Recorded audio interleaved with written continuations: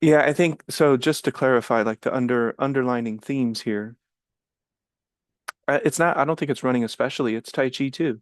It's anything you're doing. So Yeah, in exactly. in Tai Chi, you start to, who knows what the mind is going to start to think about. Is this right? Is this wrong?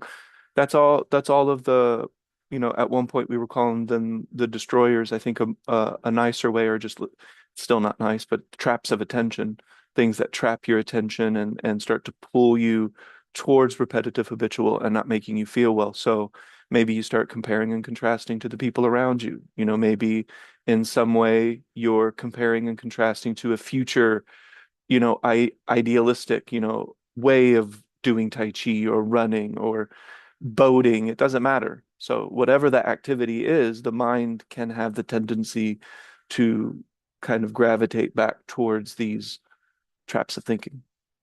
And whenever I get a feeling that I need to balance more and not push, like Shana was talking about, then there's another thought comes into my head, which is, am I slacking?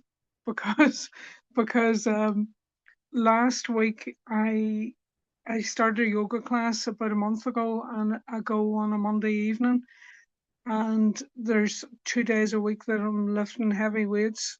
I've started this run. I'm doing the running, and I just have a whole program all week, and then a couple of days off at the weekend.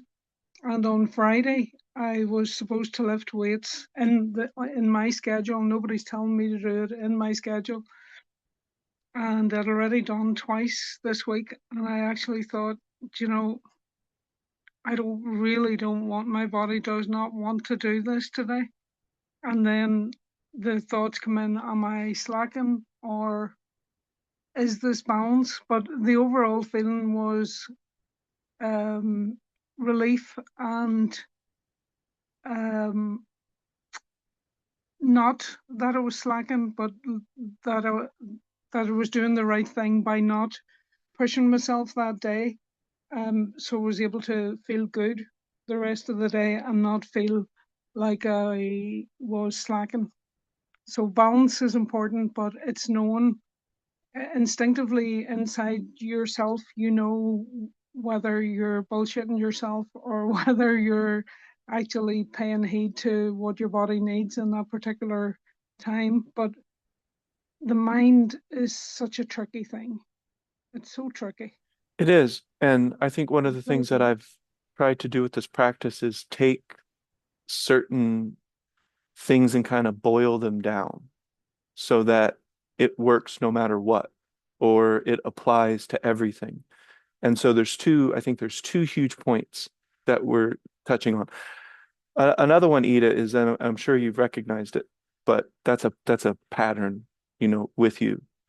And you did recognize it, the tendency to, um, well, you know what it is, but it's that in this example, it was the tendency to question whether you're like, what was the word that you used? Not flaking out, but like Slacking. slacking. Yeah, that Yeah. you're slacking. So that's a pattern, a part of a greater pattern. And a lot of this is pattern recognition. You're learning to recognize patterns in yourself. You're learning to recognize patterns outside of yourself. And you're learning to recognize how the patterns interact with one another, how you're interacting with the outside world.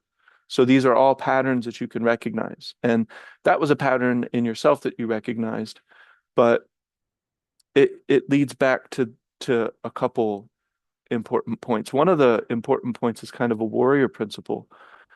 And I I've solidified it in my mind because I've gone through or experienced similar. So the idea though is, why are we doing anything?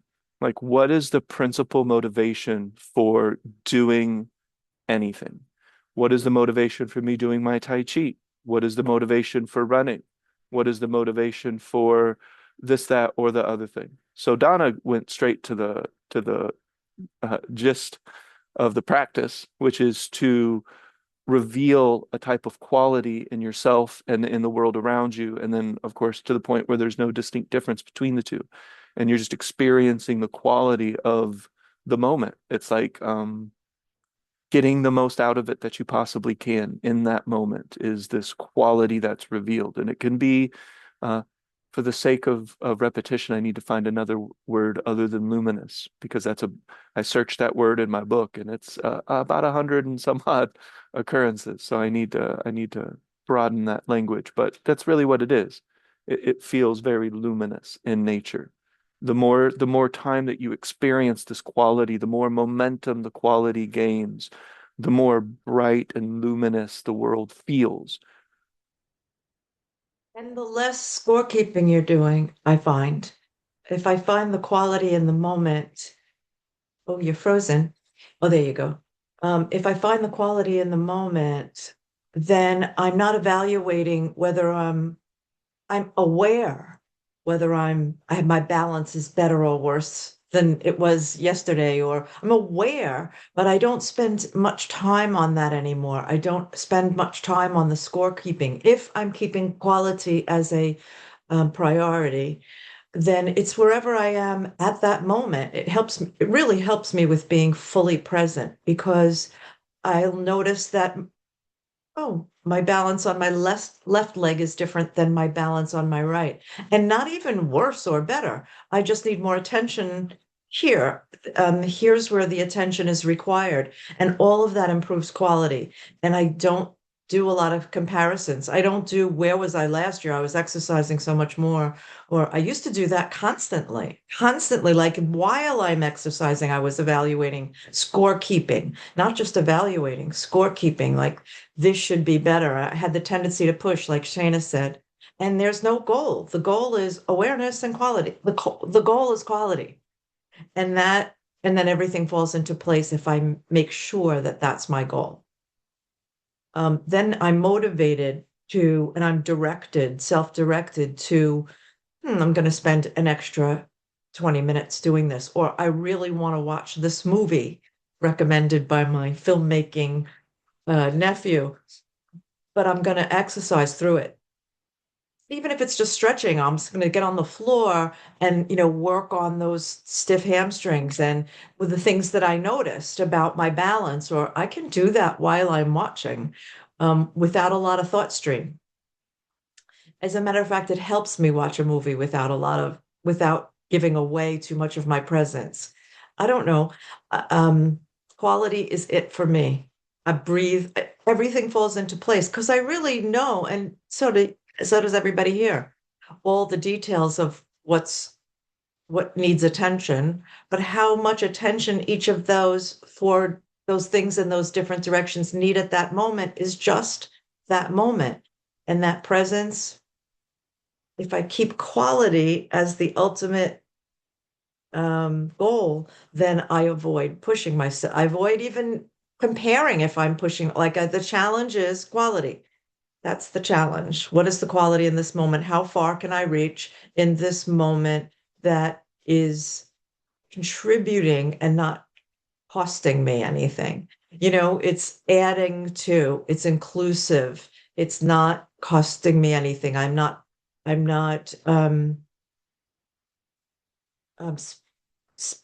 wasting energy, spilling energy, slacking. There's none of those words exist if I'm focused on quality. Because the quality is what it is at the moment, and I have acceptance of that. And that was a long time ago realization. So that's what really helps me. It's always quality, and it's not because I want to get the right answer that I say that. It's really what I do. Yeah, no, I don't think you're fishing for right answers. That would be weird. It's just us. But yeah, Yeah, so yeah, go ahead, Shana. I was gonna just agree with her. Quality is what I look for too. When I do my exercise routine, I want to feel energized afterwards. That's usually the quality that I'm looking for when I do my weightlifting and things like that.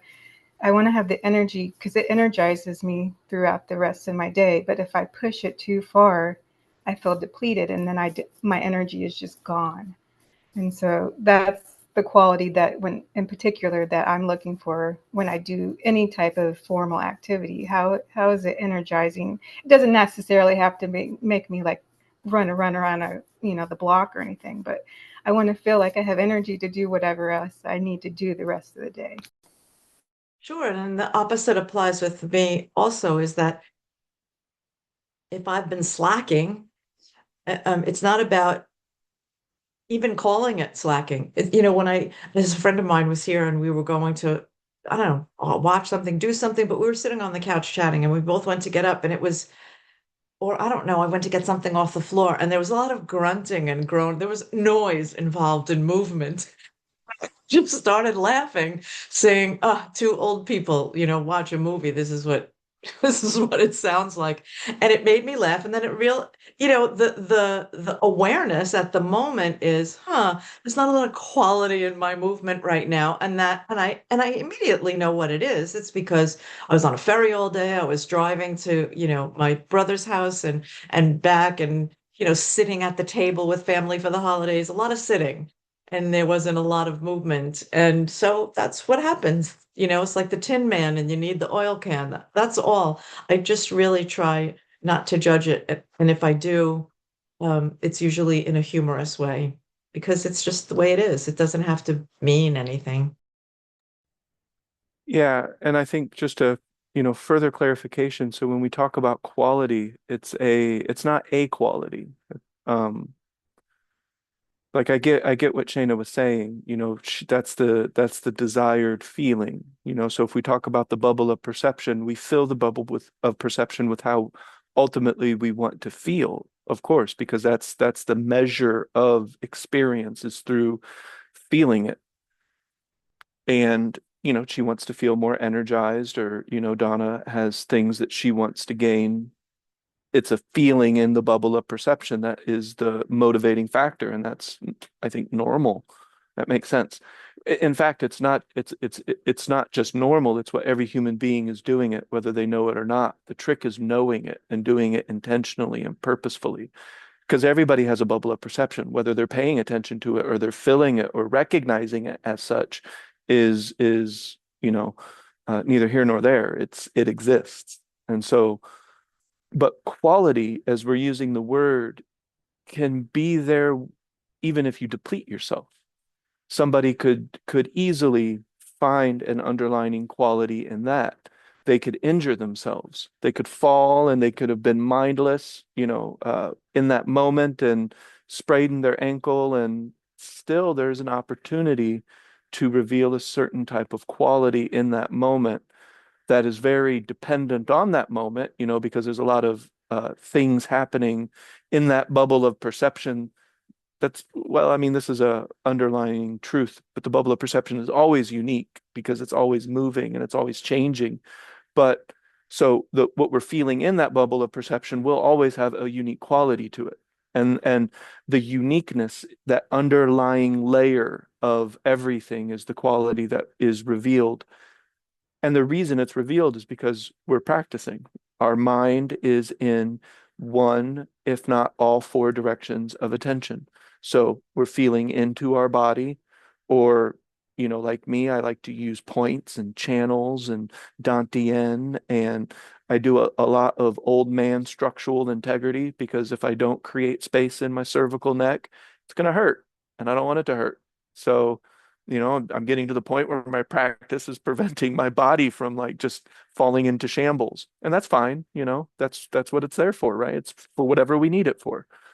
But that involves attention in my body, very deliberate and specific attention outside of my body.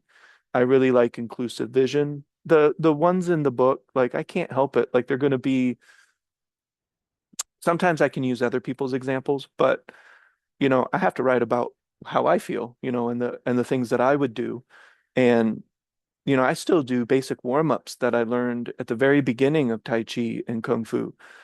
When I find something that makes me feel a certain way, I don't strive to just, continue to fill in new things and I don't mind a new technique if it's introduced to me, but I don't necessarily seek it. So with that in mind, I'm still doing a lot of the same stuff that I was in the very beginning of the practice. It's just now I'm doing it more often, basically. But I still like the shadows. I still like the reflections. Shayna is going to be playing with light and the differentiation of aperture from distance and close and how the light interacts with the environment. These are the examples I use in my book. So playing with light, playing with shadows and reflections, using inclusive vision. Sometimes the peripheral, the defocused vision, that's different. I have to clarify that now that that's two different things. Peripheral creates a kind of defocusing, but inclusive, stuff isn't necessarily unfocused. It's just you're really populating the bubble of perception with a lot of stimuli. So there's a lot of you're including a lot. But we have to boil it down back to what are we actually doing? So in Ida's examples, what is she actually doing? She's redirecting using internal self-talk to help. That's the E, that's the earth direction. And she's going back into her body, making sure that the words are purposeful and pointing back towards specific aspects of the exterior environment, specific aspects of the breath and how we're interacting with our own breathing apparatus. Maybe we're becoming aware and taking possession of awareness itself. So we're seeing ourselves in space and time, which is a type of meta awareness or whatever you want to call it. But it is a special type of thing when you're aware of your own awareness. Like it is something that happens, and Tolle wrote a whole book or two about it, right? So but to me, that's just a trick of attention. Like it's cool, but I'm not gonna go all woody woody with it. That's just a tool.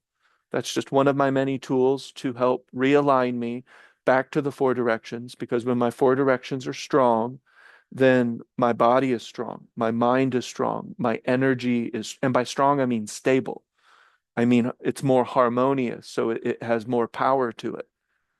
And when that occurs, the underlying quality reveals itself. So I don't even have to try to find quality. In fact, trying to find it is one of the things that can prevent you from feeling it and truly discovering it, is trying to find the quality. You can, but you don't have to. It will reveal itself through the four directions by doing the four directions. It's the act of doing it that clears the palette and makes yourself available to it. Right? That was one of the warrior principles, is making yourself available to power. And power, the way that I'm using the word, is an accumulation of momentum of something. And that's what it could be: intention and will, the momentum of that. Your attention itself can start to carry a type of momentum, and it has a type of power to it. And I think when you're paying attention to that quality with your four directions, you're going to sense into when you're slacking off, because you'll know what those symptoms are like when you're getting towards like, yeah, I don't want to do this anymore, or am I slacking off, or really is it just my thoughts going through in my mind? Or when when you are feeling energized and you are able to go a little bit further than what you did yesterday. So when you are sensing into that, when you are practicing and you're able to sense the qualities to learn more about yourself in that moment, so that whatever you're doing is more of an effective quality. I don't know the word for that, but it's a learning process. At least that's what I find for myself. Find that too, Shayna. And I also find that when I'm not doing it, I start to feel icky. I feel the ick. And then the ick is me. It's not everybody else. Or I start feeling ick in other people, and then I'm like, oh, there's no ick in other people. The only thing that's happening is inside here. So, and that's not, and it's just because I'm not practicing. And it's just not a preferred place to be. I don't like how I navigate the thoughts that I allow, the feeling in my body, the missing of the taste of my food. Like if I eat and drink something without attention, afterwards I feel disappointed because I missed that practice. Like I miss it. I don't like who I am when I'm not present. Um, so that's a motivating factor. But one of the things that I do notice when I speak with you guys is and this has come up since the beginning. And I know that it was an internal resistance that I had in the beginning, and now I don't know if it's slacking, as Ida would put it. But I do not, I recognize that having a routine, you guys have built-in practices that you do daily. Here's my physical practice, here's my whatever. You have a specific regimen organized. And mine, I don't. I was when I was going to weight training because I had to keep my appointments, but he's too far away. I mean, I still am going to do weight training. I just have to figure out how I'm going to do it. But um, the drive there and back was more than the practice time, and it was becoming unpleasant and not functional. But I don't have a built-in discipline.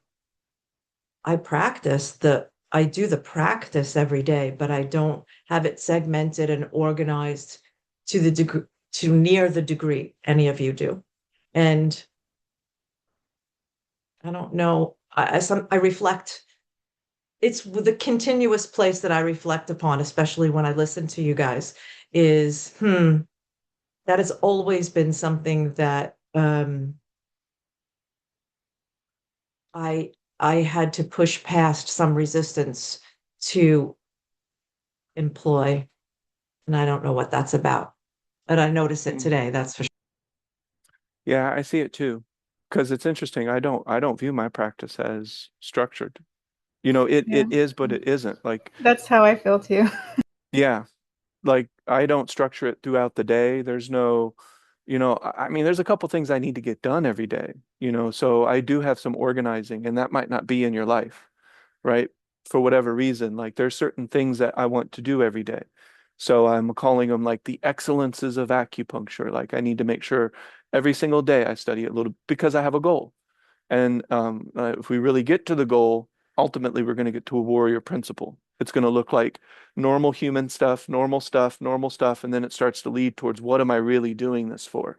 So I want to clarify one thing real quick, no, two things real quick. So a lot of this must be the way that you're viewing things to a certain extent, because my practice, the only thing that's organized is these three things. Okay.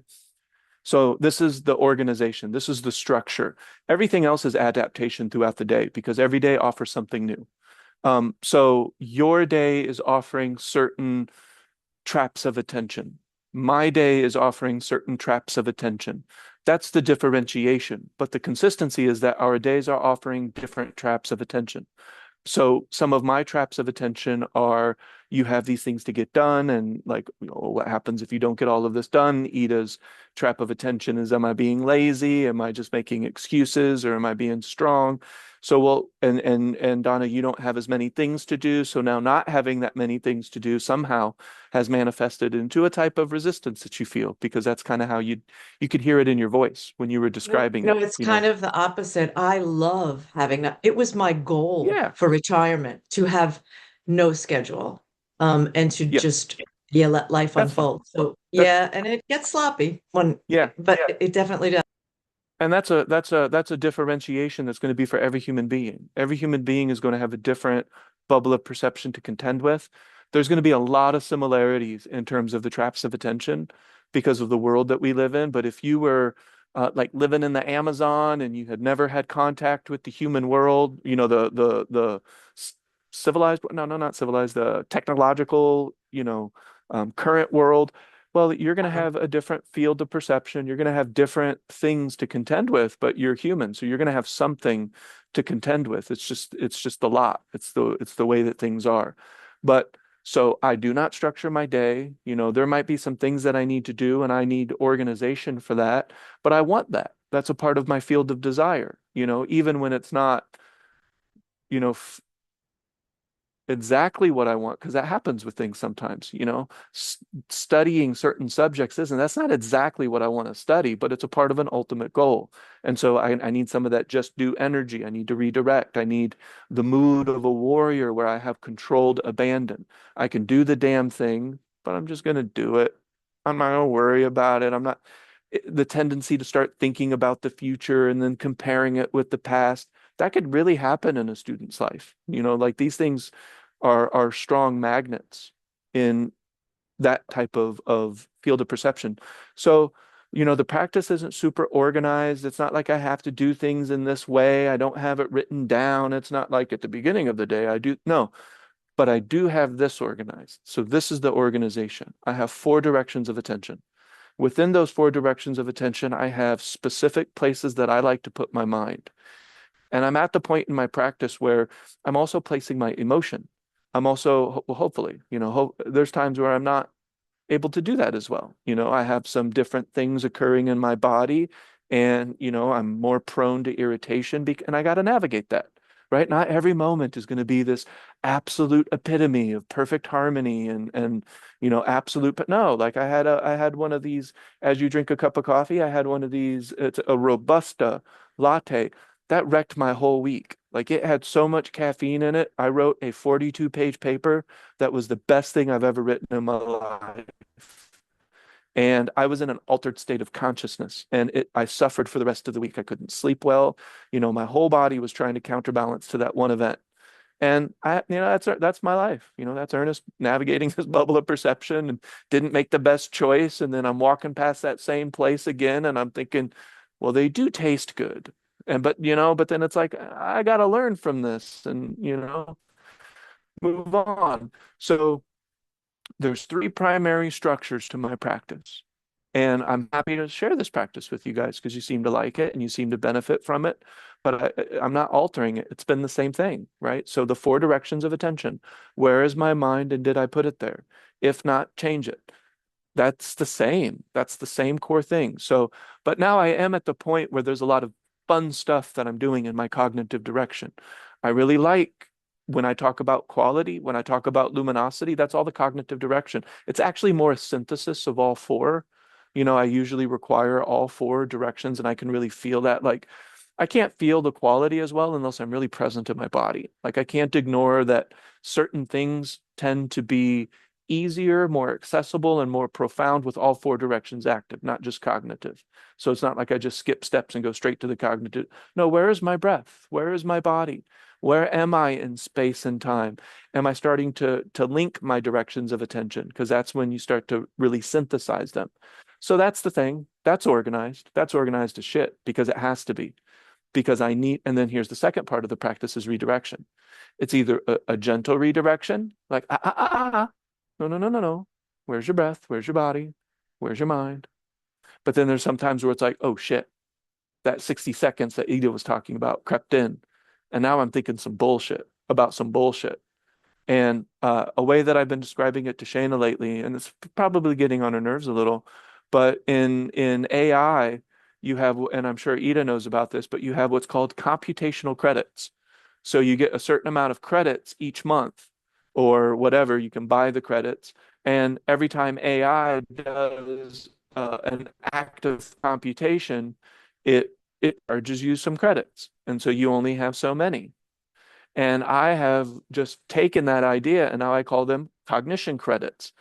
I wake up with 100 cognition credits a day and thinking about stupid shit and doing stupid stuff and getting in patterns of feedback loops and getting stuck in an area of resistance and stagnation and eventually stasis. No, that's wasting my credits. I don't want to do that. And just like when you're using AI, you don't want to do that because now you're wasting your money because those credits cost money. So you don't want to do that. You want to optimize your interaction with AI so that 1, you waste less electricity, and 2, you can communicate better and get more stuff done.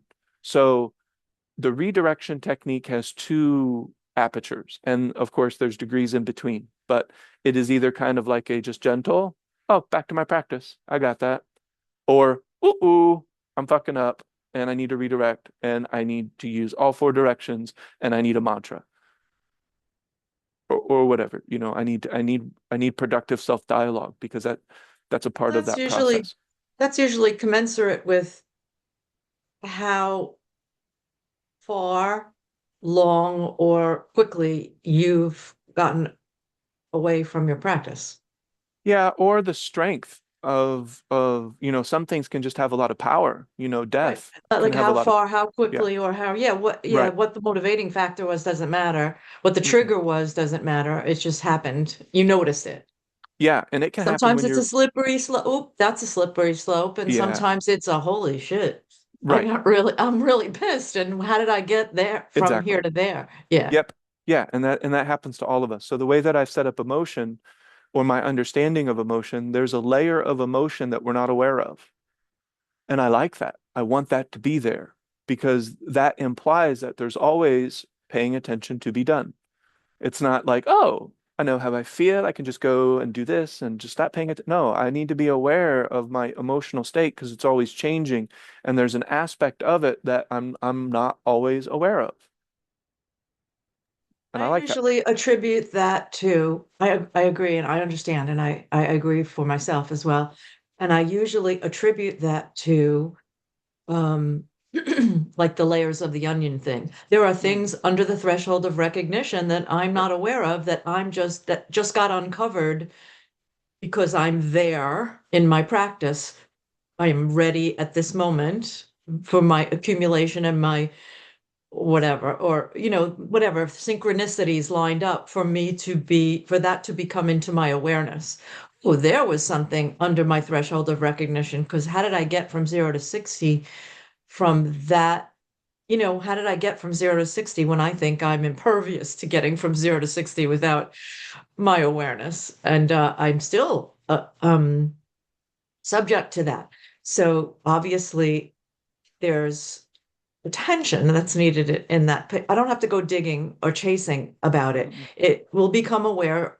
I will become aware of it if it's a specific thing, or whether it's a general category of trigger that I have softened and loosened, but it hasn't disappeared. There are still things that exist under the threshold of my recognition hmm that come to the surface. Yes. And that will always be the case. It's built in. So, okay. So, to review, we have the four directions. It's super organized. Now, which direction am I in? That's freestyle. Like that's the mood of the moment, right? I don't always know which direction I'm going to be engaging the most in any one activity. Maybe I'm writing and then I just wrote some stuff that made me start to think about thinking about then I'm like, whoa, whoa, whoa, no, no, no, I need to bring it. So there's so much freestyle in the practice. It's just I have my OG techniques, you have your OG techniques, and they're so easy for us to access that it might not feel it definitely doesn't feel like it did in the beginning, like when we were trying to pay attention to doorknobs, which will always be my famous example for um, good try, is you okay? We're gonna start with I didn't want to be discouraging, but we'll go ahead and do doorknobs.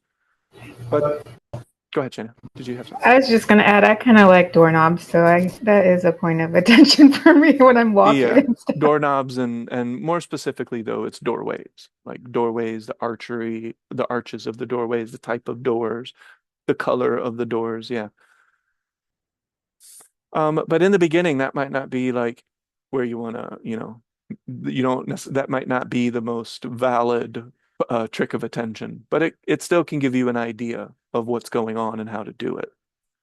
Okay, so the four directions, super organized. I know what I want to do with my breath. I know what I want to do with my body. I tend to go back to very similar things that I'm super familiar with. That's fine. It's not repetitive, it's not habitual. So it's all good. It's a very aware thing that I'm doing. So four directions, super organized. Redirection, super organized. It's either smooth, easy, and kind of just a slight adjustment, and then 2 degrees leading up to rapid redirection. We've talked about this for ages.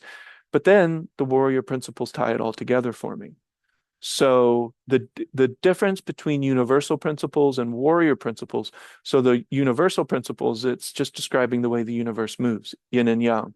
changing into one another, rely on one another, are dependent on one another, are born from one another. If one is damaged, the other, we can just see this in the universe that we interact in, and how it goes from two to three to and just keeps multiplying, and then the patterns start to emerge, and then the same pattern in the universe or in the galaxy we see in the flower or in the snowflake, and these are the micro and macrocosms expressing themselves.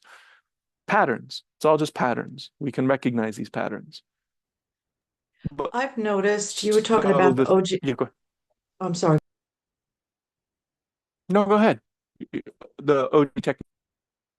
Oh, you're frozen. You're frozen on and off. When you said the OG techniques, going back to the OG techniques, so you're talking about the adaptation of the practice, the evolution of the practice, and the fact that it's still the practice from the original technique, the OG techniques, or the principles are always the same. So recognizing the principles was a real shift for me in the practice. It increased the accessibility of it for me when that happened. It was kind of an event horizon kind of thing. Um, what I was going to say about the OG techniques and practice, I find that the way that I remember it and practice it is commensurate with everything you just explained, except the difference is it feels like I'm trying to conceptualize this.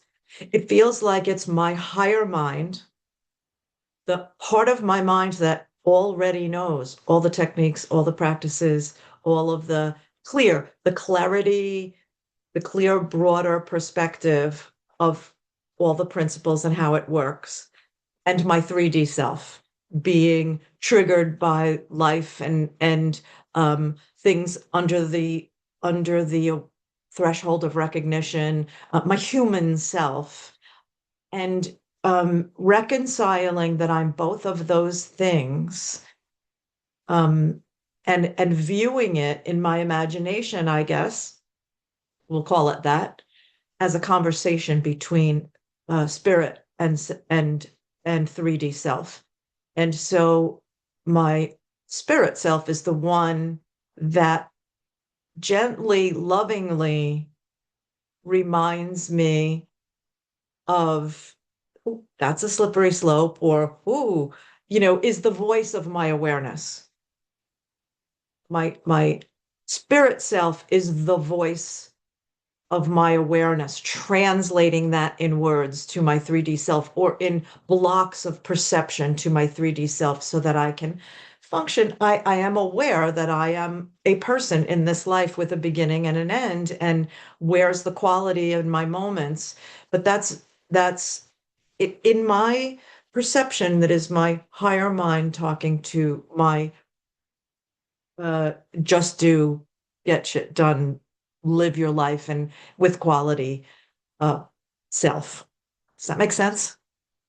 Sounded Yeah, very woo-woo, it but no, it is it is didn't it sound is it woo-woo. is how I operate. Yeah, it makes sense. I think I would I would probably choose to use different terminologies, but it's fine. I think I get what you're saying. I like my terminologies. They're And fine. Yeah. Edith would have more, it would be the same, I bet, but hers would have more sparkles. Yeah. Yeah, and mine would be more breaking it down to its fundamental constituents, That's right. into its particle pieces. It's very funny. Um, It's a conversation between me and my brother Gene. That's how they would mhm, go, where he would right. kind of roll his eyes at my magic, but he was saying the same thing. Hmm. Um, and he's talking about doorknobs. Right. Yeah. Yeah, so I think that all makes sense, and it, it it still should help focus us for the week, ahead. That we have, and I showed you, or I told you in the chat, what I call it in my book. So I don't really view it as higher or lower. I just view it as less cluttered, less and less. There's more clarity because there's less mud. The more the mud settles, the more there's the sparkles. They just naturally occur, right? The spirit clarity just naturally occurs. The more that the mind is clear, it's like, oh, now we have access to this other part of our being that is Right. It is always there. amazing that there's less clutter, but that Right. clutter is the 3D clutter. And the Right. clarity is actually includes way more in the bubble of perception. Hmm. So it is clarity and it's simpler and it's more clear and direct, but there is way more that you can include in that bubble of perception from that space than you can The from cluttered space. Yeah. the cluttered space. Yeah. The unclear, like if you imagine it like a Cluttered space has less stuff in it. It's imagine it like just, a fish tank. A dirty fish tank versus like, have yeah. you ever seen a really dirty fish tank where I they weren't use that cleaning as an it? example all the time. Yeah. I use a fish tank as an example all the time. You could use because people really like to watch people power washing. That's another one where Yeah. you just look at the before and the after and it's like, oh wow, like that's really like nice and bright and clear. So that's kind of the thing I think that we're all describing. So the practice is in three major parts. The four directions is the base of everything. So it's interesting, like when Ida was talking, my thought is I'm doing the four directions and all of that all the time is the goal, right? Like even when I'm running, when I'm walking, when I'm talking with my friends, when I'm swimming in the ocean, which I don't do. But if I were to do that, I would be doing that with the four directions. On my way to the beach, I would be hoping to do my four directions. That's the hope, right? Is I want to do my practice at all times. It's an embodiment practice. It must be maintained. The good thing about that is it's not just maintaining words, a constant dialogue. No, it's like I feel my body. I'm in space and time. I'm moving. Every now and then thoughts do arise and they're not repetitive. They're not habitual. They're not making me feel unwell. It didn't check any of those boxes. So it's probably okay. I want to keep an eye on it, make sure it doesn't veer me away from my practice, because that then it would start to become a trap of attention rather than this beautiful thought that just arose and it's nothing wrong with it. And then so we have the redirection and the different degrees between that. And now we have principles, and there's two different degrees that I'm looking at that because I'm looking at the fundamental principles of things like yin yang and accumulation and the principle of the hawk, where attention is fundamentally unique. The perspective is fundamentally unique in your own, and you can never see. Those are universal principles that we're all bound to no matter what. Like you not knowing about them doesn't matter. Like we're all still bound by these principles, and they're etched in just about every culture, separated by space and time. We can find them. But then the warrior principles are a reflection of those basic principles, but it's also a way of looking at things. Does that make sense? So the warrior principle that really applies, especially to Ida's story, and then, when Shayna would talk about pushing herself when she would run, and then now she doesn't have good energy afterwards. And I saw my uncle do this where he pushed himself and literally almost had a heart attack when he got back. Now I understand what was going on. At the time, I'm just like, man, that sucks. Okay, I'm gonna go. But now I would have been like I would have done some stuff because he's literally about to have a heart attack. He's gonna overheat. He's gonna have a heat stroke. Like something really bad is happening right now. And for what? Like what was the purpose? What was the goal? What was the trap? What was really leading the behavior? And so I have found nothing uh, for me personally, that is better than the warrior principles to bring me back into focus. And one of those primary principles that this group is capable of talking about is the mood of a warrior, which is the controlled abandon. I like to use Andy Dufresne as that principle, where you're still doing, there's still stuff getting done, but you have this type of death as my advisor and I'm not dead, so I'm not going to worry about this, right? I'm not going to over concern myself with how far I'm running or whether I'm being lazy. It's like, you know what? I have 100 computational credits, 100 cognition credits a day, and I only have so many in my life. Frankly, like that's a limited number. So I'm going to be really judicious with how I use them, and getting down on myself or worrying about whether it's enough or not enough.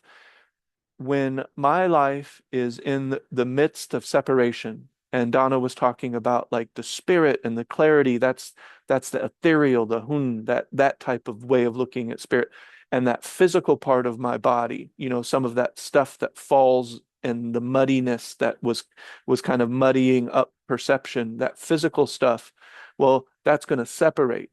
And this is just a way of looking at and talking about things, really. It's not, so these things, when they separate, I promise, whether I did that extra 5 minutes or, whether I pushed myself enough, those thoughts are not going to come to my mind. As yin and yang separate, only the most important things in my life will occur. And it's probably going to be Kobe and Shayna and myself and, things like that. But it's not going to be, did I quit because I was being lazy? Right? The warrior would use that to inform them that that's not that important. Does that make sense?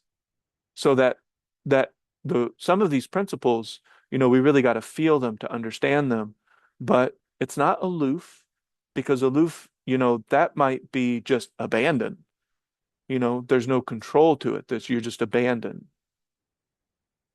So this idea of balancing what seem like contextual opposites and creating a new third thing, that's happening with this controlled abandon. This idea of Andy Dufresne walking through a prison yard without a care in the world because there's a bigger plan happening. But right now, I just need to He's sprinkle doing the it, wall in the courtyard. but he's doing it He's doing it every day. every day, Andy a little bit of Dufresne is wall at a doing it. time, He's digging out the wall. He's doing it a every little bit at a day. time. And Yep.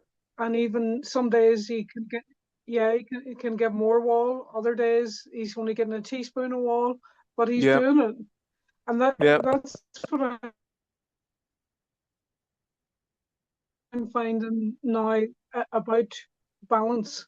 Um, some of my friends have accused me of being a micromanager, and I don't care what they say about this, because I know me, and I know that if I put my 5% of my movement activity into my early morning, then the rest of the day I can do a Donna. I can be completely free flow and enjoy the rest of my day and move whatever direction that day takes me.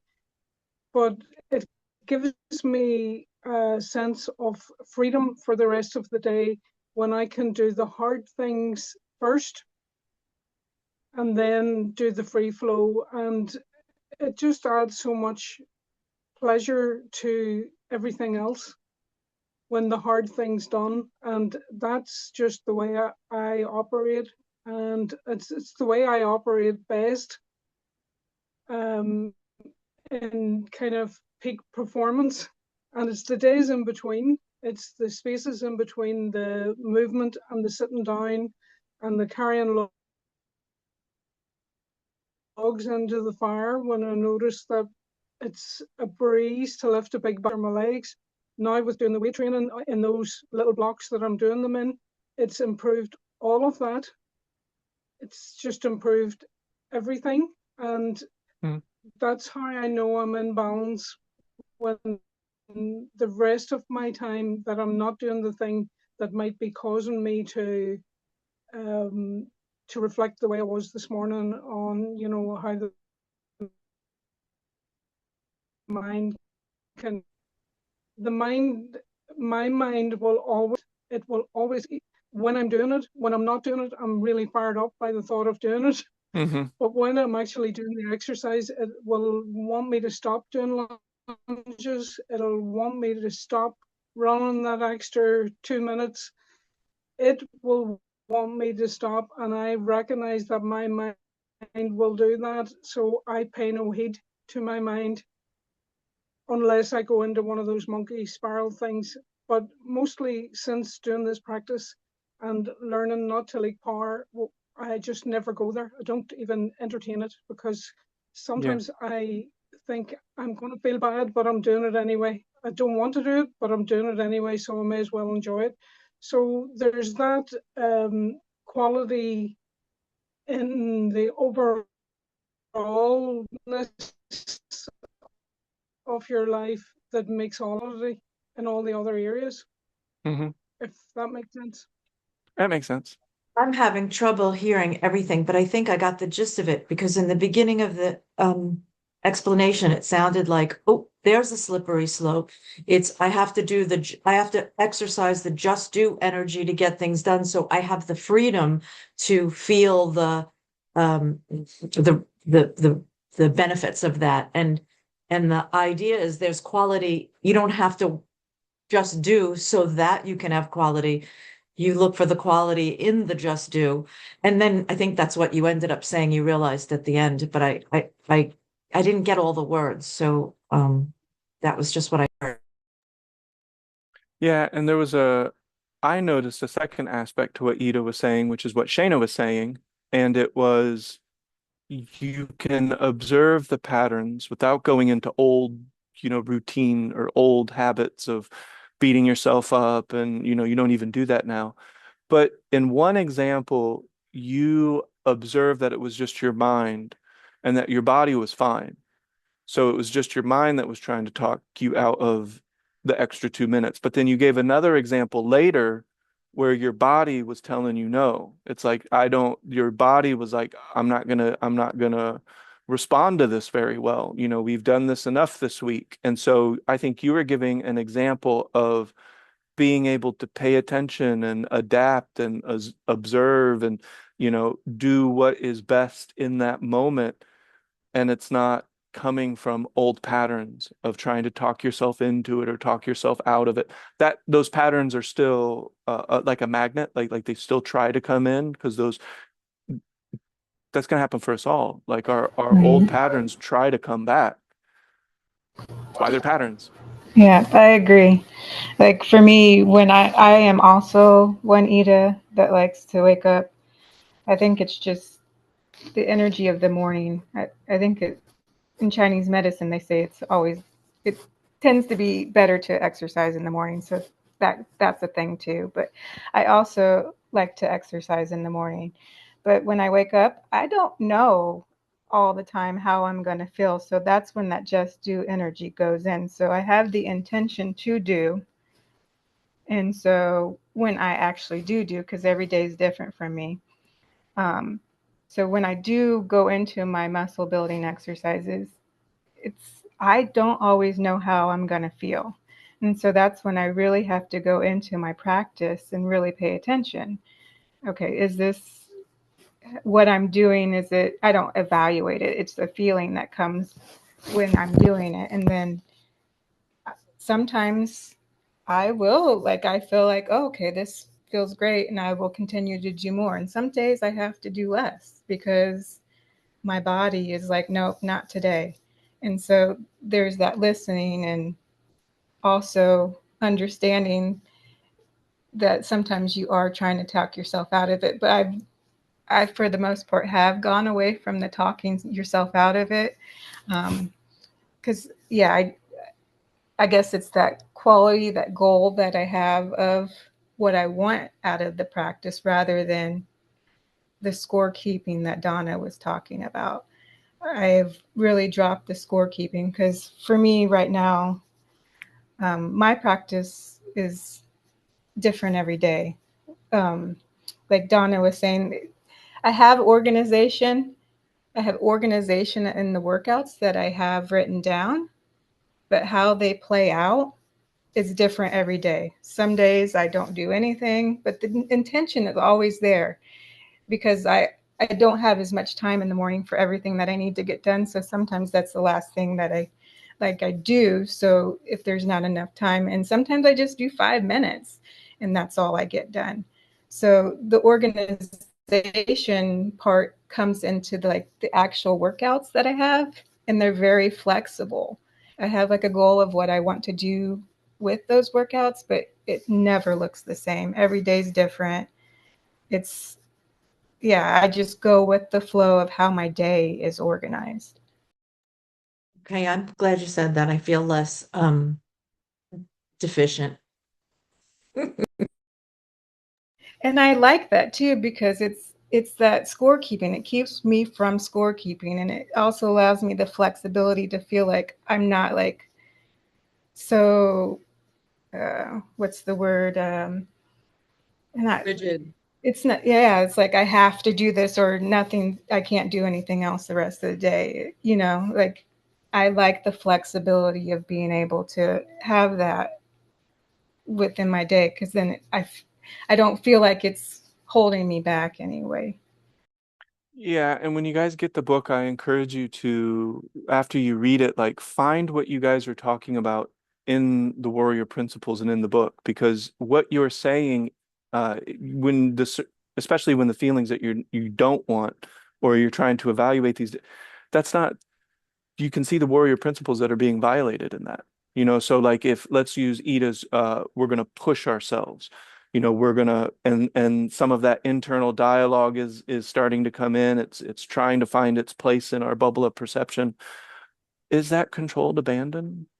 Am I just doing it just for the quality and for the intention and will, or does it have a lot of baggage? Yeah, So because I think, that's how I used to work out, was like I had like the each day, like I'd say I'd do 30 minutes of this, 30 minutes of that, and it was like this is how I scheduled it throughout the week, and it was so rigid, and it was not conducive to anything. It was just like a schedule. That's all it was. It wasn't helping me do anything basically, and then those thoughts would come in. Oh, I didn't meet my goal, because I said I was going to do this, but I didn't do that. That doesn't occur anymore because of how I'm doing things now. yeah, and then just imagine that there's somebody in the world that loves schedules. They operate really well with them. This If is they true. if they have every single thing mapped out from the beginning of the day, they are in their harmonious state. So really, I think what we have to learn through this is that ultimately these principles are underlying everything. And you can see these same principles pop up amidst all of the detail. So Donna's, throughout the day, you're probably maybe even a little less than loosely organized. It doesn't matter. Where is your mind? Where is your body? Where is your practice? Are you redirecting when necessary? Are you violating principle in some way? That's really what it all comes down to in every moment and in everything that we're doing. And it's funny because sometimes I can just see, like when we're talking about these things, I can see clearly the principle that's being violated. And when you talk about warrior principles, they really cut to the root of the matter too. How much of this is just thinking about oneself? And Don Juan would call that self-importance. Do we Yeah, need but to think about sometimes it? Go ahead. sometimes the violations occur in the explanation. It's not really as complicated as Shayna, I imagine. Sometimes it's not as complicated as Shayna was explaining it. She really doesn't give that much thought to it, but now she's trying to put the words to how she looks at it, and that makes it sound more complicated and has a lot of traps of attention in it. But I think that she was just trying to explain how she went from rigidity to more flexibility as a result of her practice, and that it's helping her function more fluidly in adaptation and awareness. The words actually, to explain it, clutter up the actual practice, but I understood what she meant. Oh yeah, so did I. But here's a different example. So let's say that to get to whatever desired goal that you want, you do have to do something you don't like. Like when I have to study a subject that I don't really want to study, right? So I can't just dance around that. I mean, I have to do it. It's got to get done. Well, with the warrior principles, though, it doesn't matter. It doesn't matter what I'm doing, right? I can be Nope, you doing a still got to subject that find I the have quality of it I saw, somehow. and it might be a little bit trickier just because, there's a reason I don't like or whatever I'm doing. Trickier, just I look at it as more creative. I have to be more creative to find quality in this moment. But there's quality always. It's always right there. It's my own judgment about it that gets in the way. It's just, and I find that over and over again, and I laugh at myself. I really see things as a cartoon often. And I do the Bugs Bunny. I just shake it Yeah. off. It's a bunch of thoughts that are getting you to think that this is really hard to find quality. Like, no, there's quality. Just find it. Just shut up and find it. Shake it off. Find it. Yes. Period. Yeah. Yeah. And then that's what I love about this practice is it's you don't have to think about how do I find it. The four directions will reveal it because level of intention, your level of presence. And then with the warrior principles, your level of focus and impeccability and all of that. It's like just a foolproof path, provided that you do it. It's interesting And because I don't sometimes when my go ahead. I was just gonna say that you know you look for more creative. I don't sometimes. Like I just go right back to my OG. Like if things start to get dicey, I'm like, I'm just gonna go right back. Where's my mind? Where's my breath? Here I am. That's all like day one type right, stuff and because I it's know. got acceptance at the base of it. Like this is what is. This is where you are now. Just go from here. Like there's no analyzing that needs to be done. Just bring your awareness here, and then yes, OG practices. But see, that's Yep, a just back to the four conversation to directions. me. It's my higher mind that goes, shut up. Not in a mean way. Just shut up. Stop. Stop. Where's your mind? Where's your, Hmm. like, do you know what to do? Just do it.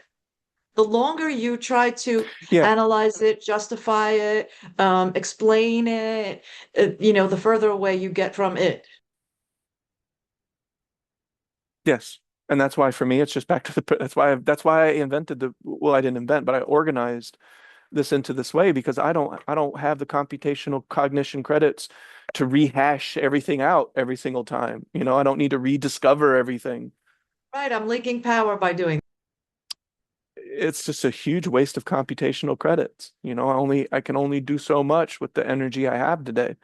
And relearning everything doesn't make sense like that.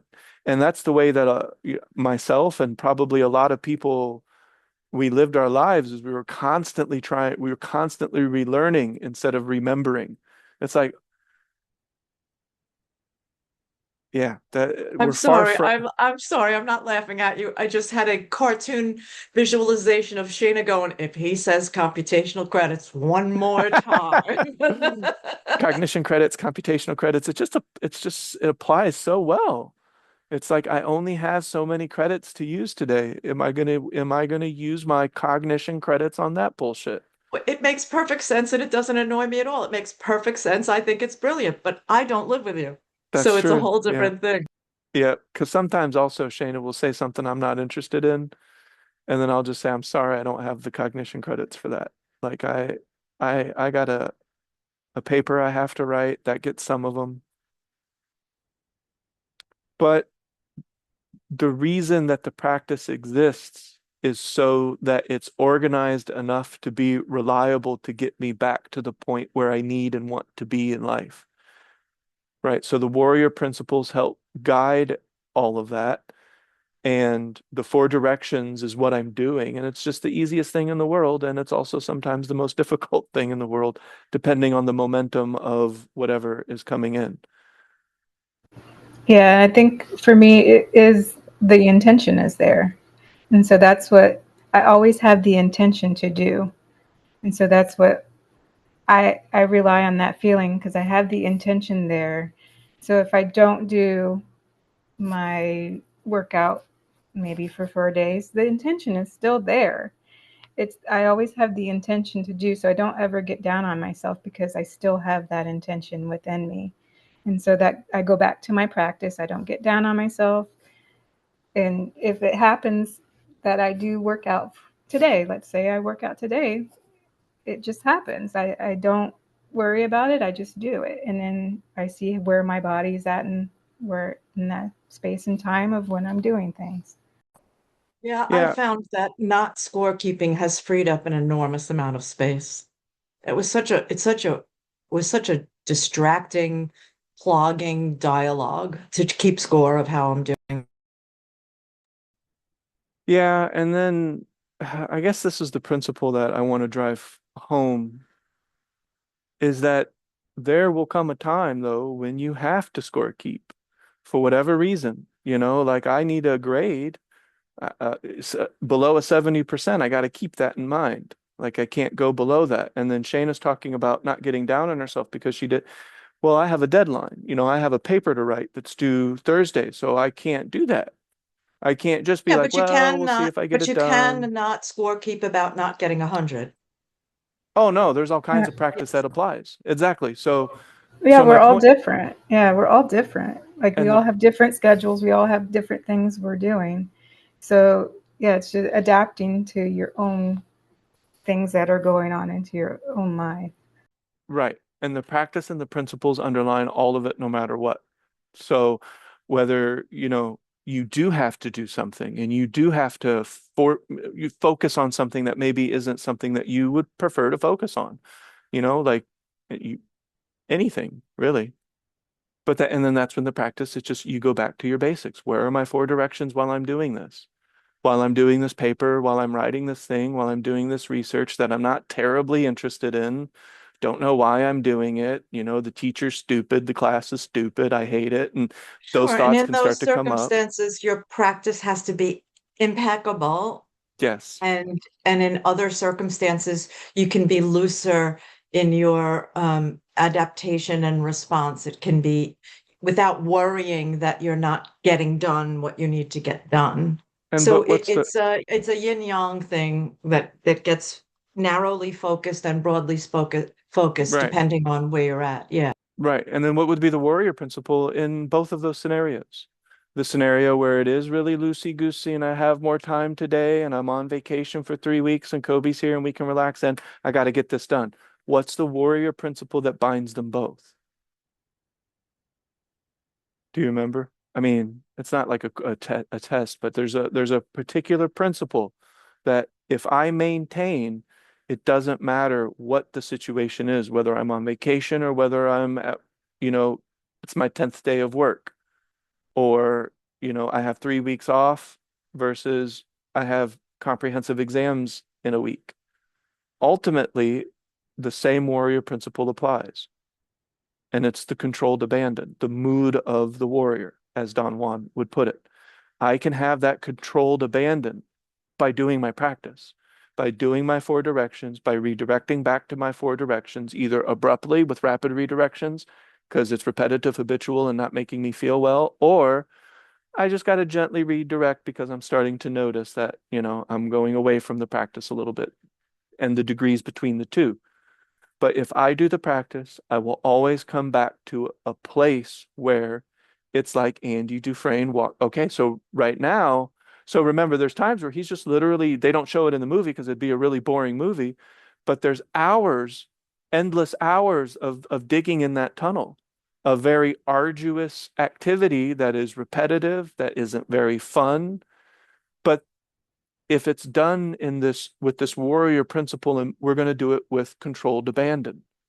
And a lot of the scenarios that we've been discussing, there was no controlled abandon, which makes sense, because the controlled abandon is a principle that is accessible when the four directions are active, when the mind is more under direct volition, if that makes sense. Because my controlled abandon is all the other things that I'm doing in the morning that I'm just doing, which doesn't lead me time to have the exercise that I have intention to do. So I would say that's probably the part that is being left out is I have only so much time in the day. So I have to use controlled abandon to do all the other things that I need to get done. And sometimes I don't get everything done, and that's okay. And so that's where my controlled abandon is at. Yep, Yeah, it's the aperture of the just do is different, but the mood of the warrior exists through. is the same. Right.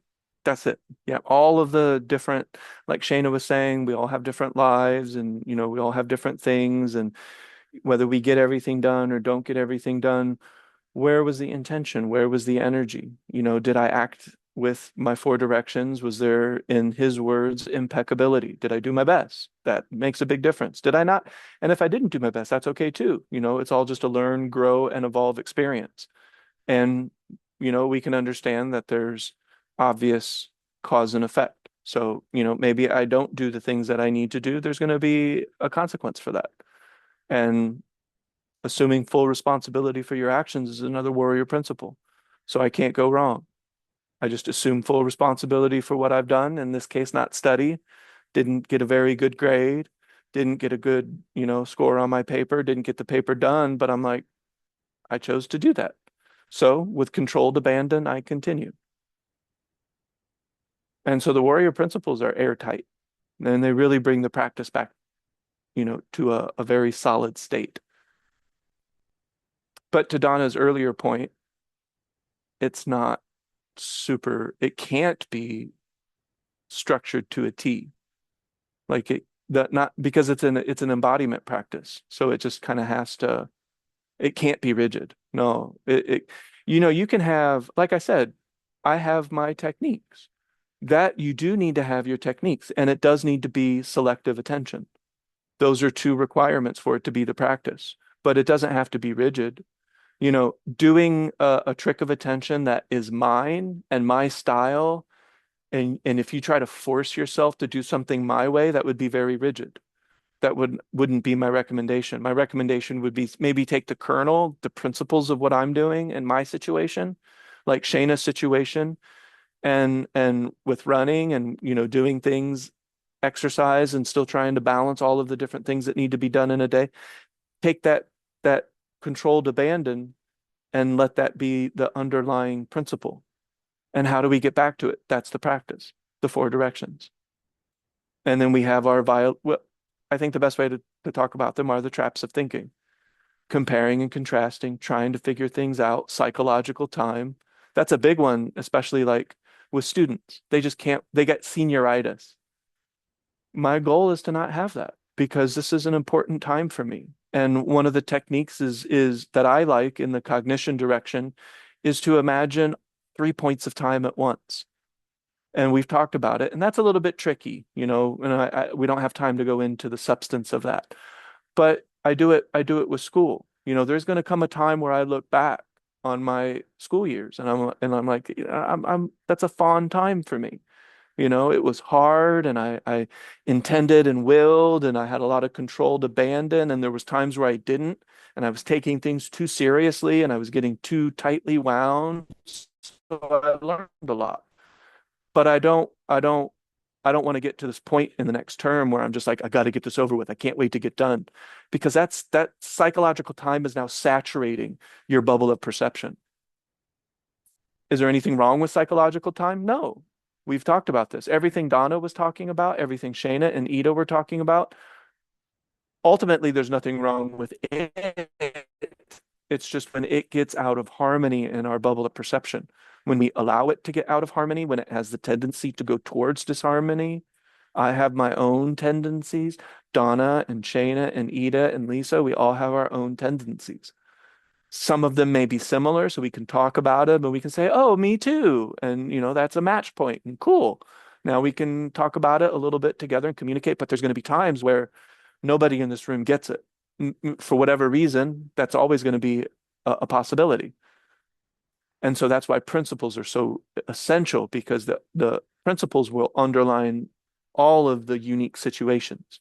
Like that quality underlies every moment that we're in. It is an aspect of our bubble of perception just waiting to be discovered and observed. That's a fundamental principle. So we can balance with some of these principles, and we can use them to evaluate. And it makes the evaluation easier. Repetitive, habitual, not making me feel well. I don't need to go into all of this long, should I be, and this should sound like super 19 or 2017, 2018.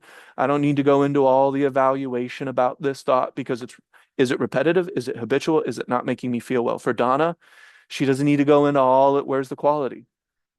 Oh, I'm going back to my practice. I have to even ask myself the question, back to my practice. And the practice is going to be highly specific to wherever you said back to my practice, because it's going to be specific to the things around you, that the lowest hanging fruit at that moment may be all that you can grab onto because of the stimuli.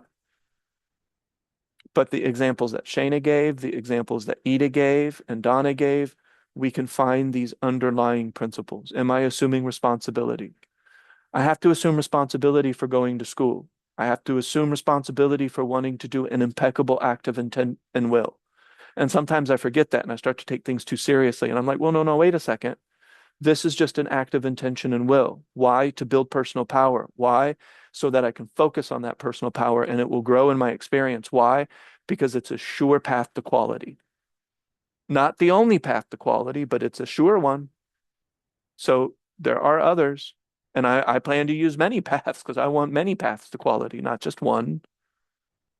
But the path away from quality is losing my four directions, where I don't know where my mind is, and I don't know where my body is in space and time, and I don't know my emotional state, and I don't know the principle that applies most to the moment. So for me, it's controlled abandon. It's like, do I feel that? And if the answer is no, then I'm slacking. Like I must, in Ida's words, I must be slacking on one thing, my practice. That's the only thing I don't ever want to slack on. And when I do, I, um, in a very non-leaking power sort of way, and sometimes it sounds like Donna's inner guru. Like, what the hell are you doing? Like the Bugs Bunny, that's a very Donna thing, but I feel that. Like I understand exactly what she's saying when that happens. It's like, what the hell? Like how did I go down that rabbit hole of all rabbit holes? And as I'm sitting here typing like this stupid person, and why are you thinking this stupid stuff? And I'm like, wait a second. Every time I comment, I'm just like boosting these people, and like their ultimate goal is just to get me to comment. Right. And you just got to stop, shake it And you just off. got to stop and shake Yeah, your yeah, head. And yeah, that yeah. might be after Yeah. you've already sent, 13 messages and you're in the midst of it. That's life. That's nobody here is Buddha that I can tell. So, that's the practice. Where is my mind? Are these thoughts serving me? If not, change it. Is this thought repetitive? Is it habitual? Is it not making me feel well? I'm sure Ida, if she like took the time to write down her four directions and where she likes to spend most of her time in those four directions, it would be awesome. Like it would probably be super darn interesting. Same with Shayna. She has a lot of different things that she's doing throughout the day that Donna would never even have to approach because you're living two different lives, right? So Shayna takes care of Neo and he has these sores on his body and, so that's a type of moment where she's learned to adapt. She's learned to have that underlying just do energy because it's got to get done. And she wants the feeling of seeing her dog, happy and clean and, you know, but there's going to come a time where we have to face the warrior principle because his time for yin and yang to separate will occur. And that's not going to feel good and that's not going to be something that we desire, but we're going to have to find that quality because it's still there. Even in that moment, it's still there. What did you say, Donna? Oh, I thought you were okay. Well, that's a good hour and a half. Um, so important things, three parts of this practice, and it's not rigid. It's organized so I can remember. I have four directions, and I have to redirect back to those four directions with my principles in mind. It's just that simple. And principles occur to me often because they're just so clear that when I'm feeling a certain way, it's like, oh, like it's just so clear to me that this principle is in violation right now because of how I feel. It's just, it wasn't always that way. Like it was a little bit, I had to reverse engineer it to get it's like, oh, now I see why I feel that way because I've just been spending the last 30 minutes comparing and contrasting to these other students or to a future idea of myself. And now that's just petty self-importance, plugging up the moment. So it's easier to see now based on how it feels. Yeah, but noticing the principles at play is a technique for me. I enjoy it. Me too. Yeah. Yeah. Noticing the principles in play is a technique for me. Absolutely.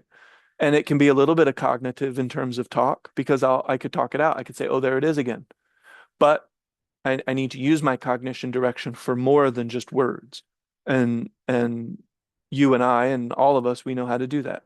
The artist's edge, the silence behind the sound, playing with contrasts, starting to connect your directions to where you're breathing into your bubble of perception as you imagine it, imagining luminosity, finding a particular emotional state, evaluating your emotional state from a place of non-reactivity, just you're being the watcher and you're like, oh, there I am. I'm pretty irritable and I'm feeling, very quick to anger and it's not any person outside of me that's doing that. That's just, I ate a bunch of spicy food, and I've been watching a lot of news or looking at this, and so everything is starting to accumulate a certain way. Hey, that's just being a person. And if you practice this practice, then you're just going to recognize it. You're maybe going to rule of three yourself back into the four directions. I'm doing that literally constantly all day long I to have some noticed degree. And we've been talking something about the same shit for how many years now? Same shit. 7, 8 years. I have noticed something recently, and it feels like a good thing. In the beginning, when we used to talk about the warrior's way and using your imagination, now I used to find that actually quite difficult, and like I had lost my imagination. Where now I find the line between imagination and reality is more blended. And I hope that doesn't mean that I'm away with the fairies, but I'm finding that it's not too difficult to imagine that really that fairies do live in my garden. And, it's just a lovely feeling of the magic is all around us. And I actually find that more believable now than what I used to. In the beginning, I used to find imagination was extremely difficult to access, where it isn't now. And I think that's just an accumulation of um, being in your bubble and populating your bubble with more things and not having boundaries in that bubble that stop the free flow of other possibilities coming in. Does that make sense? Perfect sense. Yeah. I mean, I understood it. I want to speak for everyone else.